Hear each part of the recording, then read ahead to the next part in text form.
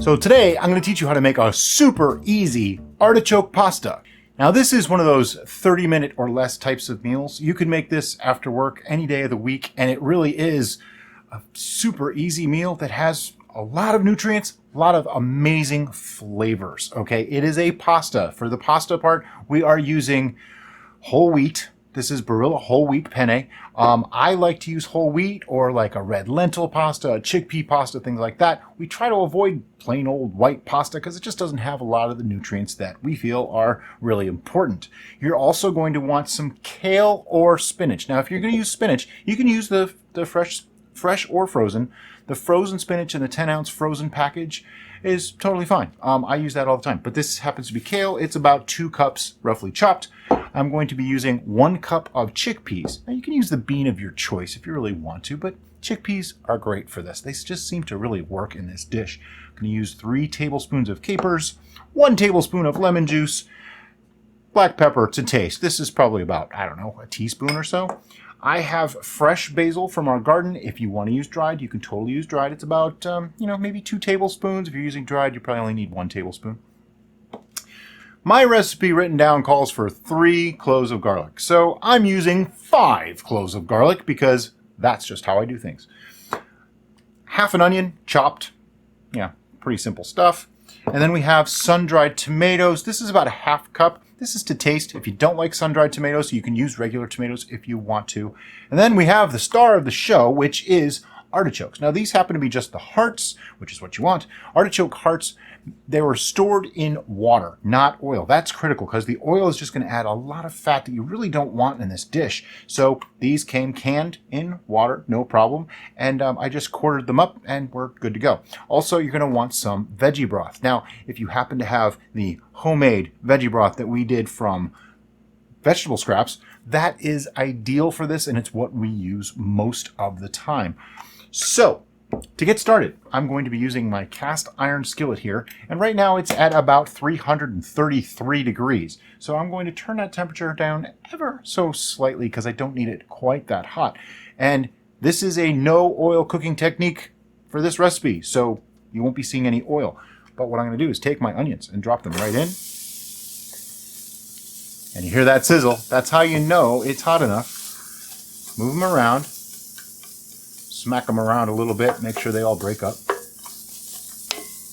And already the smell is incredible. One ingredient that I forgot, and this is optional if you don't want to use it, is red chili flake. Sometimes I'll use a fresh jalapeno or a fresh serrano chili, but today I'm going to be using dried chili flake, and it's perfectly fine for this dish. It actually works really, really well. Once your onions start showing a little bit of color, you can see there's some browning going on here. Once I see more of that, that's when I'm going to add my garlic. Now, I joke about the garlic, but seriously, I always use like twice as much garlic as even I call for. So it's kind of funny, like a recipe might say 1 clove of garlic, and then the first time I make it, I'll put in 2. And then I make it again, I go, I could put 4. And then before you know it, I'm putting like 10 cloves of garlic into recipes. But we like garlic, so it's all good. You know the secret to garlic, right? If you and your lover are going to have garlic in your food, you want to make sure that you both have the same amount. That way, you're not offensive. Okay, once it gets there, now I want to start adding in the veg broth. And I'm just going to do a splash, just like that, and mix everything around. What it does is it separates it from the bottom of the pan, also known as deglazing, and it starts to steam the veg just a little bit, softening them up that touch more. This needs a little bit more. Just like that. And I'm going to turn my heat down. I'm at 1. I mean, this burner gets hot. I don't normally cook on this burner, so this is kind of an experiment. But we do make this pretty often, probably every couple of weeks. While that's cooking up, now I'm going to add my sun-dried tomatoes. It's not critical when you add those, but I like to get them in there. And let them hydrate slightly with the vegetable broth, soak up some of the garlicky juices and the onion juices. By the way, adding things to a pan cools it down, so you're going to constantly play with that temperature control. Now, what I'll usually do, today I have cooked pasta, but usually I'll start the pasta cooking pretty much the time I start cooking the meal itself. That way everything's ready at about the same time. Not a big deal. All right, once I get it to about that point, see, I just keep adding a little bit of broth at a time. I don't want to see a pool of broth in the bottom of this. Just a little bit in the bottom. And I call for 3/4 of a cup of broth. Probably going to use all of it. Let me add my kale. Now, it looks like a tremendous amount of kale, but this stuff cooks down, you know, just like spinach. I'll end up with like that much kale. Now the trick to this is I wanted it to steam, so that's why I have all that liquid in the bottom with the onions and the sun-dried tomatoes and the garlic. If you need to keep adding broth, keep adding broth. It's okay. Even if you use more than the 3/4 cup, it's okay. You don't want anything to stick or burn. You know, burnt food, not really so great. Our chickpeas today are actually canned chickpeas. We found a canned chickpea, I'm not sure where. It might have been at Publix. That is low in sodium. So that's the ones that we use when we just want something convenient. I actually prefer to rehydrate dried chickpeas, and I use my Instant Pot to do it, and it works wonderfully. I like the texture of them, and they just, to me, they taste better. But, you know, could just be personal preference. See how that's all cooking down nicely? Let me turn the temperature up a little bit, though. We seem to be getting a little low. Lost my sizzle. I want to hear that sizzle. Look at that bright green color. They say you eat with your eyes as much as with your other senses.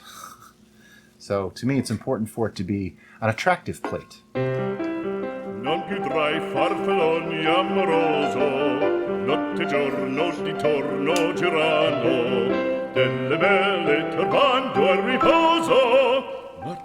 Okay, once we get to about this point, now I can add in the artichokes. And you can chop them up even finer if you want to. They tend to fall apart a little bit, but to me, I like the textural difference that you get by having the larger chunks of the artichokes with the pasta, which is a little bit on the larger side, along with the smaller pieces, a little bit of chewiness from the sun-dried tomato. It all works really well. Texture is super important. I'm going to turn this up a little bit more. Now I'm up to about 2 1/4. This only goes to 5, so 2 might be like 4 on a typical stove. Ish. Don't ever quote those numbers, because everyone's stove is just a little bit different. And I'm using cast iron. I've done this in stainless steel, though, no problem. Uncoated, untreated stainless steel works out great.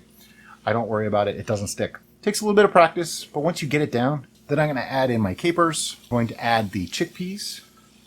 At this point, I'm going to add the last of my broth, too. I don't always use the full 3/4 of a cup, and sometimes I use a little bit more. Today, it looks like 3/4 is going to do it. I got just enough liquid in there. I called this a 30-minute meal. I think it's more like a 15-minute meal. This just goes so fast. All right, I got my sizzle back. Now I'm going to add some of our seasonings, which is the red pepper flake. Just sprinkle that over the top. Black pepper. And our basil. Now, like I said, you can use dried basil. If you're using dried basil, you can put it in a lot sooner. The fresh basil, I just want it to wilt a little bit. I don't really want it to be cooked. So dried basil, you can put that in sooner, like right around the time you put in the artichokes or whatever.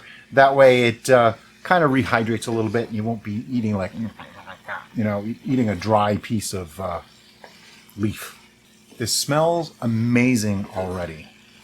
I really wish someone would invent smell-o-vision. Oh my God, it would be like the best thing for these kind of videos. Okay, now I'm going to turn that temperature back down to 1. Add in my pasta. At this point, it's stuck together a little bit because it's been sitting, but that's okay because once I get it in here, it'll just separate itself. If you're using something other than a wheat pasta, be a little careful because they break up sometimes. So, you know, don't be too hard on it. By the way, amounts. We actually use 56 grams of pasta per person. And you're looking at this, I mean, here's my hands. This is a 12-inch skillet, and it fills the skillet. This is plenty of food for 2 people. I used to eat like half a box of pasta myself, and I still, to this day, don't understand how I even did it, because I'll eat this and be stuffed. Of course, I'm still going to have my fruit when I'm done. But just look at this dish. It just looks absolutely beautiful.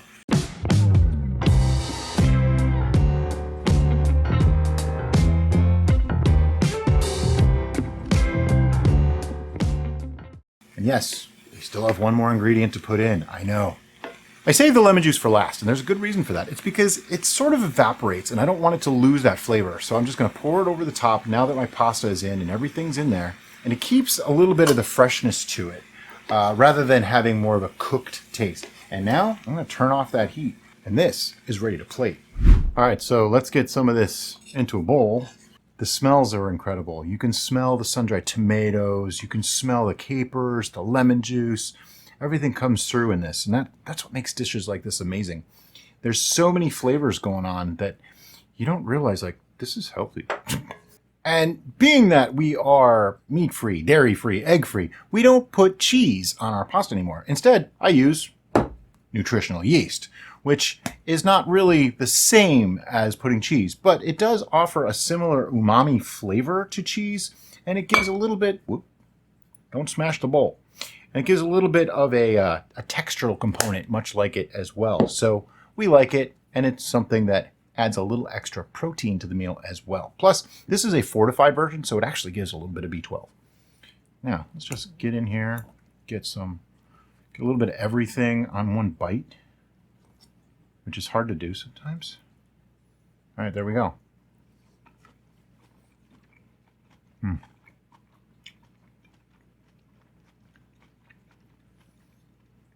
You have a little bit of a chew from the sun-dried tomato. Combine that with like almost a meatiness to the artichokes, and then with the kale in here, you don't taste kale so much. Okay, a lot of people will say, "Oh, I can't do kale." Well, kale's so awesome for you, you should probably do the kale, all right? You don't know it's here anymore. It doesn't add a flavor component. What I'm tasting is the capers, that saltiness, the sweetness of the sun-dried tomato. I'm tasting a little bit of the chickpea, which I love chickpeas. The pasta has that touch of a chew. Everything about this just comes through so nicely. The lemon juice adds a really nice flair. I'm gonna have another bite. You don't mind, do you?